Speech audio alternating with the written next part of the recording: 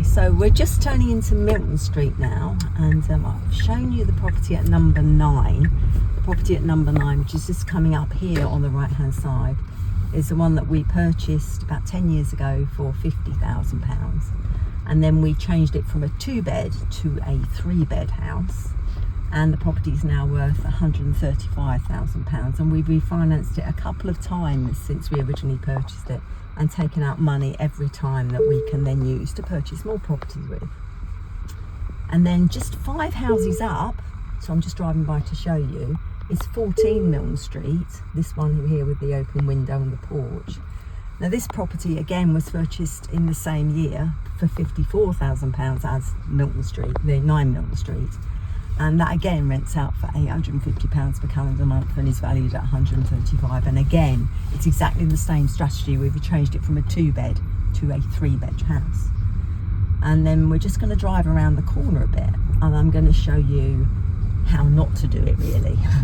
So the first 2 houses are how I did it a few years ago, just to show you the capital appreciation, how I now do it. And then we're just going to turn around to a different set of properties, 2 properties just round the corner, which I purchased in 2004. So if you like, a whole 10 years earlier than I purchased the ones on Milton Street. And I'm going to explain why that was a mistake. So now we're moving into Meridian Close.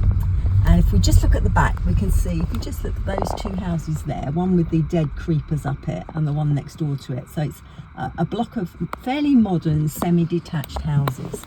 So let's just drive round and have a look at those 2. And this is what I wouldn't now do, but what I did do back in the day. So I'm going to park up just behind these. And we're going to have a look at those properties. Now, the tenants at these properties are responsible for cutting the grass. So I just can see that the grass is not cut, but you'll get the feel for it. So let's drop out and have a look at these 2 houses, see what they look like. The property behind me with the red door and the lovely dog is 65 Barbara Road. 65 Barbara Road is a property that I bought at auction. Well, to be more precise, after the auction. Now, auctions can be a minefield for the unwary, so it's very easy in the heat of the auction to get carried away and bid too much for a property. Just another 1,000, just another 1,000, unless you're very disciplined and stick to your budget. So I have sold properties at auction, and I've actually managed to achieve more than I hoped for the property because people have entered into a bidding war. But mostly I don't buy properties at auction. I tend to buy properties before the auction, if I can get a feel for the fact that the vendor might really need a very quick sale, and what's the certainty of having that offer before the property takes its chances in the auction. Here we are coming up close to Ilkeston Town Centre, or just on the very outskirts of Ilkeston Town Centre. We see we have an Aldi, we have a Tesco Extra, so we have kind of amenities that are important for everybody, and particularly for tenants that don't drive. Now this property, Manners Road, that we're going to come to in a minute, is interesting. I bought it from an estate agent and it wasn't selling. It wasn't selling because it had some offers on it, but it was riddled. The back garden was riddled with Japanese knotweed. So every time somebody got a survey on this property, the mortgage company would give them a mortgage on it. So this didn't matter to me because I was going to purchase it for cash, which I did do, and then I was going to put a program of works in to deal with the Japanese. So it's this, if you see it up here on the right hand side, it's this yellow house just there, 10 Manners Road, and you can see that it's on a double yellow line. I'm just going to turn here so people don't get angry with me. Now, being on a double yellow line, having Japanese knotweed meant it was not a desirable property. So as I say, there have been some offers on it. People have tried to get mortgages on it and not been able to do it. So I bought it for cash, not using a mortgage, and I simply put a program in place to have the Japanese knotweed treated, and I was able to claim 150% of the cost of the Japanese knotweed eradication under a scheme called Land Remediation Relief. So it's all about knowing how you can implement strategies to secure properties that other people either don't want or can't get because the mortgage company won't give them the finance for. And then you're able to get that property to your portfolio and actually make money, if you like, by having 1.5 times the cost of the knotweed eradication claims back. So that's a great strategy. You know, the tenant in that property has been in the property since we purchased it, so she's a very long-term tenant. The fact that it doesn't have any parking, the fact that it's on a double yellow line matters not one jot to her, because as you can see, we're just driving up the local street there in Ilkeston. There's plenty of shops, there's bus services, it's perfect for her. We've just come out of effectively Ilkeston's main street, Bath Street, and we're going to go across this roundabout and we're going to go down Station Road. So Ilkeston had a railway station way back in the I think about 1840 to 1870, and then this railway station was shut. So for many years there was no railway station at all in Ilkeston. When you are looking to purchase properties, one, you're looking for, of course, can you do a refurb on it? Can you increase the value by carrying out a refurb? Is there strong tenant demand in the area? Are you going to get a good rent for it? And these things you can easily work out because it's just a numbers game, it's a spreadsheet game.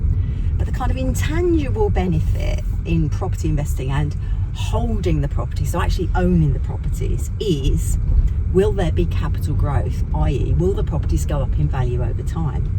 So what I'm really looking to do is to maximise the potential for capital growth. And to that end, I'm looking for what we call future amenities. So everybody knows what an amenity is. Amenity is, it's a school, it's a hospital, it might be a university. There aren't any universities in Ilkeston. It's just, you know, stuff that is desirable, shops, good schools, things like that. But if the amenity already exists, it's already factored into the price. Even if the property is discounted, it's already built into the price of that asset that you're buying. So what you're really looking for is future amenities. So I found out by looking at the local plan for Ilkeston town what they were going to do in this area in the next 10 years. And I found out from the local plan that they were going to regenerate the station. So we're coming up here now, you can see it's just, this is Station Road, and when we get down to the bottom you see the sign for the railway station. So we now have a railway station in Ilkeston which opened up in 2017. So I started, when I started buying properties in this area prior to 2017, I was doing it with the mind that of course this is going to make it more desirable, because now people can get to Nottingham, they can get to London, they can get to the north, they can get to the south, because they've got a railway station. And that has meant that the properties in this area, the ones that I've been showing you, have massively increased in value. They've got an extra uplift in value because now they've got something that they didn't have before, this now train station that we now have at Ilkeston. So my top tip to you is, when you're looking at properties, try and get the kind of icing on the cherry on the cake. Don't just look for the rental income. Don't just look to get money out on the refinance of the property when you've done a refurb on it.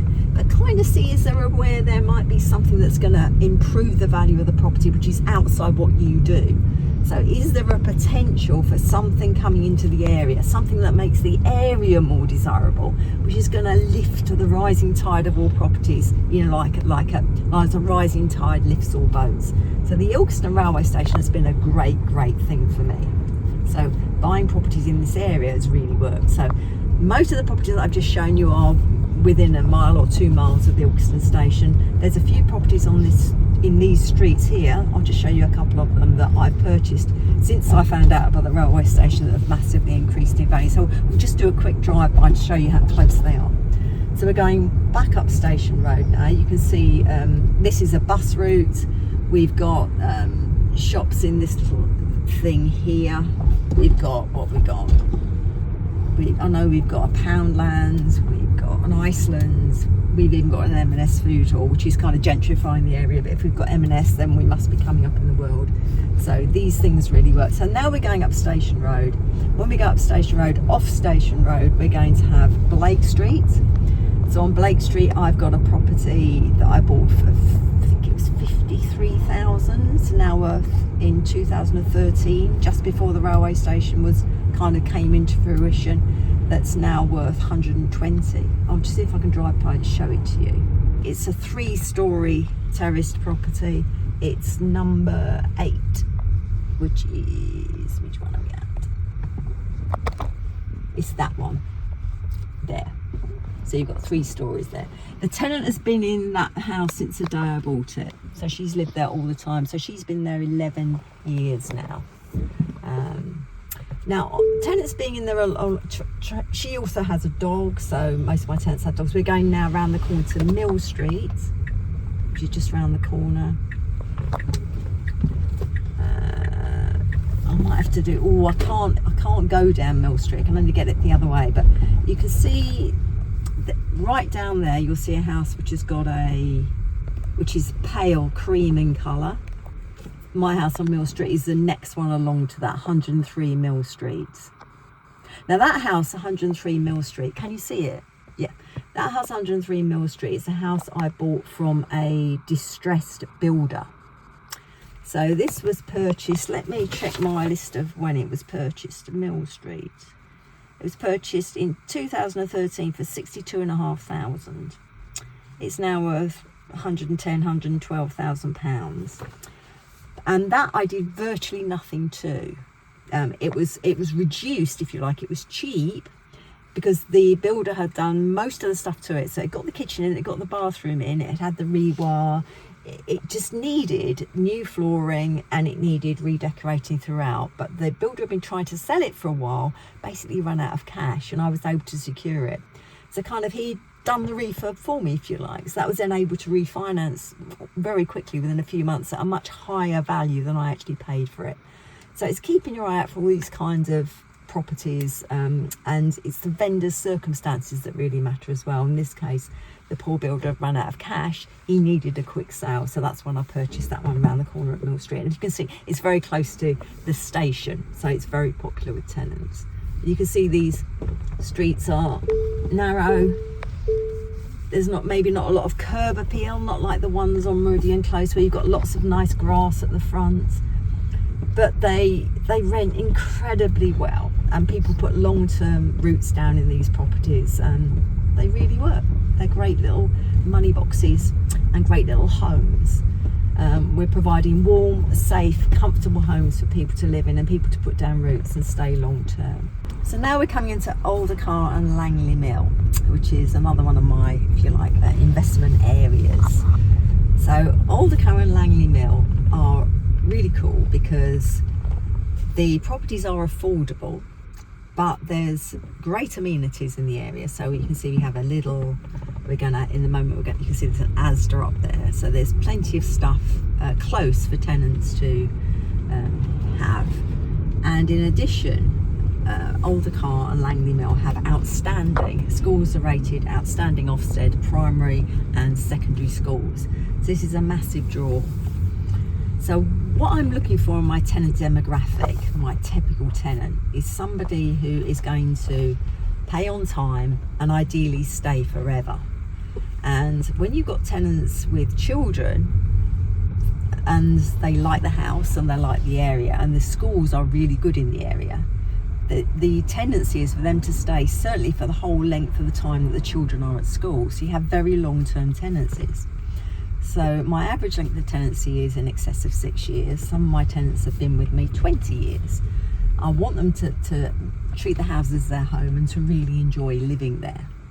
And having a great school is obviously a massive bonus for people. The longer a tenant stays in a house, the more profitable that house is for you. Because every time a tenant moves out, there's going to be some form of spend that we require. So there's going to be typically spend on some form of minor refurb. So if a tenant's been in 10 or 15 years, you're probably going to have to put a new kitchen and a new bathroom in. If they've been in for 4 or 5 years, you might simply have to put a lick of paint around, or you might have to change the floor coverage and put new carpets down, things like that. So there's going to be a spend, and there's also potentially going to be a void period while you find a new tenant. So you don't really want tenant churn. You want tenants to stay long term. You can also see that we have a train station at Langley Mill, which is really important as well. So that makes it easier for tenants to get, to Nottingham, to North, to get to the south. So these things make Langley Mill a great area to invest. But I want my tenants to stay long term. and every time they move out, it's going to cost me money. So my business model, if you like, is to find tenants that want to live local, that tenants want to stay local, and a tenant that makes the house their home. So what we always say, or what my letting agency staff say when they check a tenant into a property, is it might be our house, but it's your home, and we want you to treat it like that. So typically, some of you viewing may have been tenants. You will know that if you sign a tenancy agreement, the tenancy agreement will typically say something like, well, you can't redecorate without the landlord's permission. You can't put a shelf on the wall. You can't put a TV bracket up. You can't put pictures on the wall. These things don't make it feel like your home. So we are very open to tenants changing the fabric of the property. Obviously, if they want to knock down a wall or do something like that, they'd have to get permission, but we're very happy for them to decorate, to change flooring if they want, put new carpets down should they want to, all the things that make the house their home.